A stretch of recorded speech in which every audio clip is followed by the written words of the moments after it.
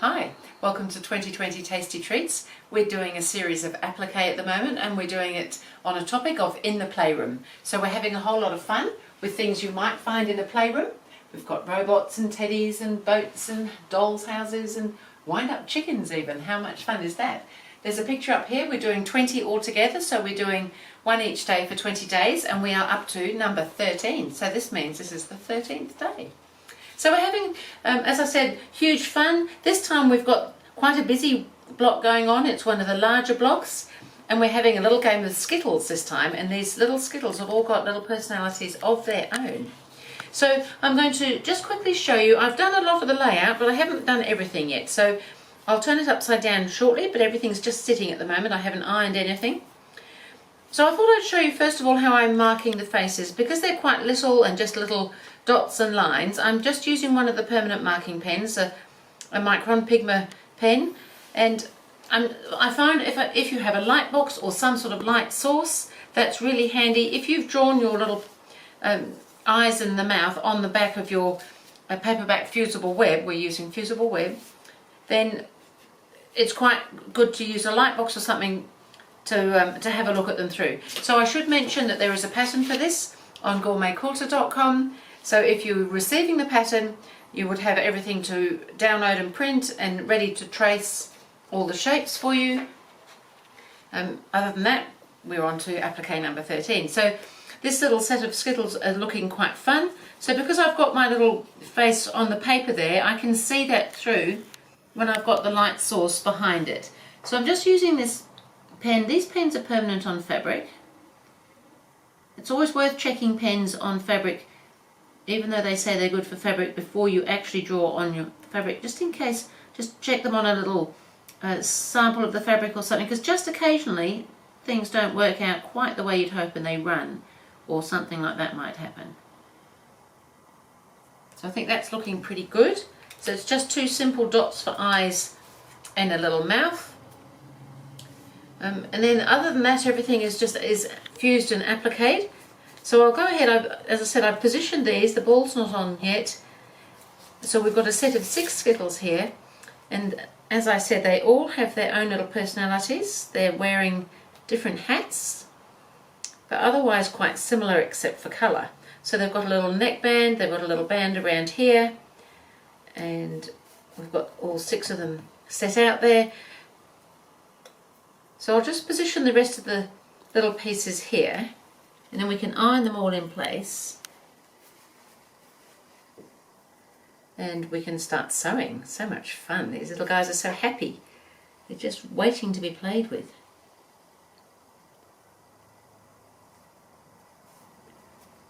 And this little ball here with nice green dots on goes on, I think, somewhere like this here. Now he's got a little headband on. This one's got a little pom-pom hat.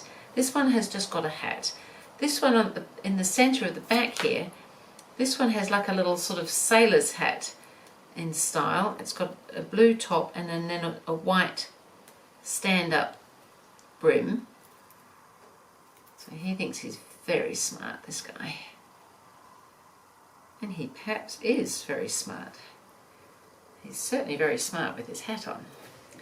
And then this one over here, he likes to wear one of those little peaked caps, but he does like to have the peak down to one side. He didn't want it over the front, so we need to just tuck that little peak under there. So that's just coming out to one side. And then this one in the front, this one I think is actually a girl. I'm not sure. Some of the others could be boys. It's hard to tell with some of these, because she's got this, it might be a touch high, this wonderful little tie at the front. Well, it may not be a girl, because sometimes guys tie things around their heads too, don't they? So I could be quite wrong about that. And there's a little knot there as well. So what we have here is something that I believe is ready to iron in place. So I'll turn it round so you can see what I'm doing. So we've got this happy looking set of Skittles all waiting to be ironed and stitched in place. So I'm going to go ahead and iron them now.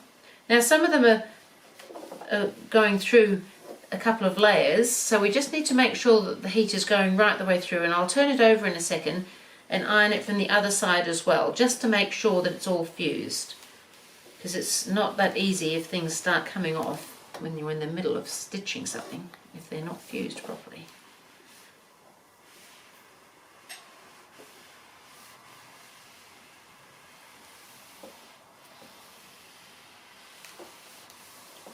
So that's looking pretty good.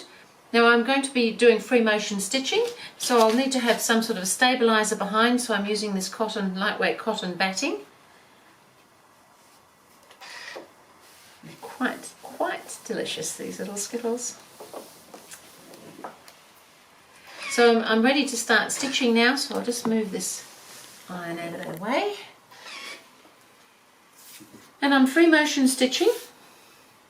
So I think what I'll do is just perhaps go around this centre one in the front here and the little tied hat there, so that you can just see how everything is kind of working. So I'm not even sure where I'm going to start. I might even start up here on the hat.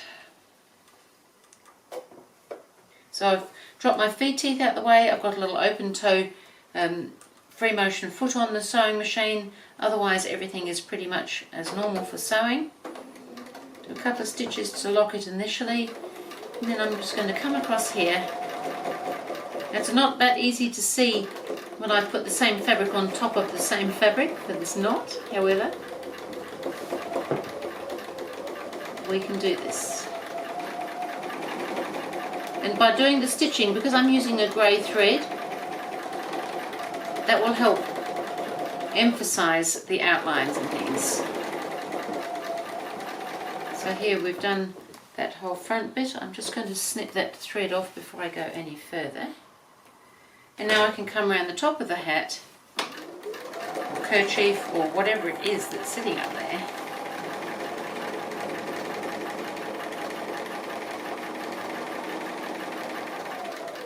And now I can just go straight onto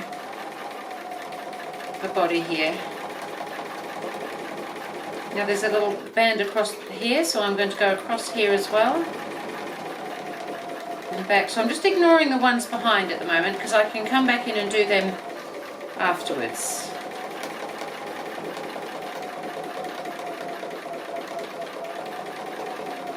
And same thing, I'm going to come across this red as well now.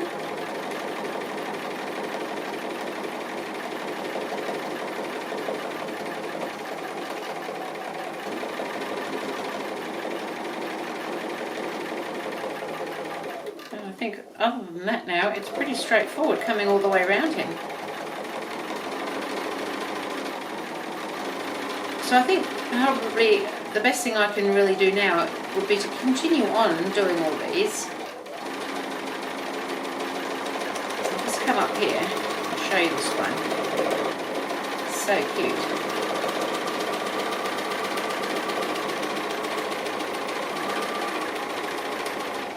Couple of stitches to lock off.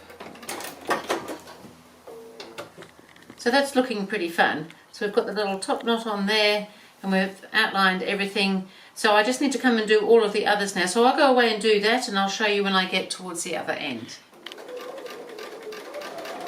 So I've been around almost everything. I'm just on this last one here with this wonderful hat. I'm just going to do this hat brim. Now I think what I'll do when I get here is come back a little bit and go onto the top of the hat so that I can continue on and on here and come back down that little bit again, and then come over the bottom edge of the hat across his head there.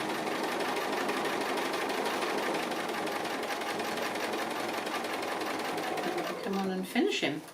And it's just this little bit down here.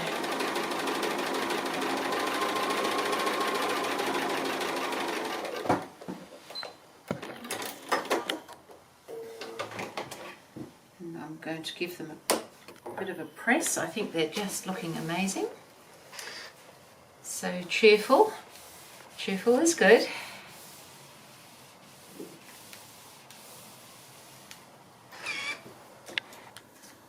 So here we have our set of Skittles in the playroom, and they'll go up here with everything else.